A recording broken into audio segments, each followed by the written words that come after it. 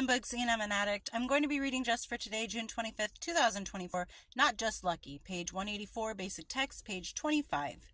The process of coming to believe restores us to sanity. The strength to move into action comes from this belief.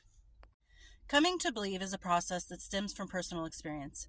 Each of us has this experience. All addicts who find recovery in NA have solid evidence of a benevolent power acting for good in their lives. Those of us who are recovering today, after all, are the fortunate ones. Many addicts die from our disease, never to experience what we have found in Narcotics Anonymous. The process of coming to believe involves a willingness to recognize miracles for what they are. We share the miracle of being here clean, and each of us has other miracles that await only our acknowledgement. How many car accidents, or overdoses, or other near catastrophes have we survived? Can we look back at our lives and see that we were not just lucky? Our experience in recovery, too, gives us examples of a higher power working for our good. When we can look back at the evidence of a loving higher power acting on our behalf, it becomes possible to trust that this higher power will continue to help us in the future, and trust offers us the strength to move forward. Just for today, my recovery is more than coincidence. My strength comes from the knowledge that my higher power has never let me down and will continue to guide me. To respond to this literature like 6 times now, and every time I'm like, it's a little too out there. So I'm just going to say that I've had my fair share of near misses and close calls. Some of them probably I didn't even know, I was completely oblivious to. But there are things that I know I always say it's not the what ifs, it's the what is. But there are some things that happen in your life that you can retroactively or later on look back and be like, dang, what if I had to tie my shoe? And I was 2 minutes later getting to work, or 2 minutes later getting on the road to get to work, and that accident that had happened, I would have been a part of it if I hadn't had to stop to tie my shoe.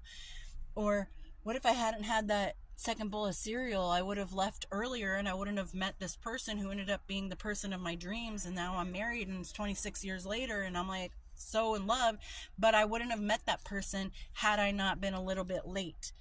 Those kind of things in life are sometimes really, I don't know how to say, fun.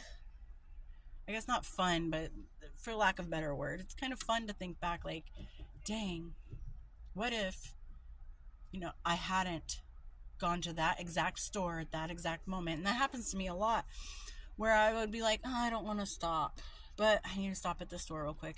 And I've gone in there and I've seen people struggling to buy their eggs and milk or whatever. And I'm like, you know what, I'm doing all right now, so I'm going to help them out. And I give them, I pay for their groceries.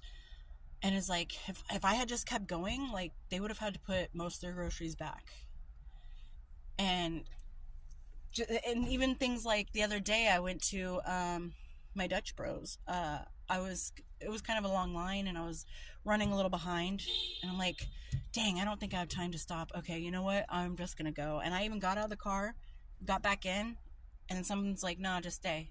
So I got out and I waited on this long line. I got up there to the person who was taking orders, and I'm like, oh, I love your jewelry. And he's like, thank you. And he's like, oh, that's a beautiful necklace. And I was like, thanks, it's Narcotics Anonymous. And he was like, you know what?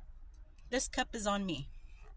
So I was meant to be there. It's just like the things that fall into place for you to be where you are today wasn't coincidence. You being in recovery is not coincidence. You found within yourself that you need to be here for something, and you need to be here sober. So I guess that's kind of what all this rambling is getting to. You have a purpose in life, and then if that's not just to show your family and your friends that, hey, I'm strong enough to get out of this addiction and carry on with my life and become somebody important, because we all are, even the people in addiction who are still actively addicted, we're all important. It's just the matter of getting that person that's stuck inside of that addict out into the world to experience the love and life that is around us. And what the literature says, that not many people don't get to experience a happy life in recovery. There are many people still out there on the streets and struggling and suffering in addiction. So when you can get yourself out of addiction and into recovery, embrace that, respect that, be grateful and be proud of yourself, because recovery is unfortunately few and far between. And you're doing it. You keep doing it, because there's a reason. You're gonna meet somebody who needs to hear your story and needs to see that you were able to get out of this impossible maze of addiction, and you found the way out, and you can guide them out. You just need to stay sober and in recovery to meet that person, to help them so that they can help the next person, the next addict suffering on the streets.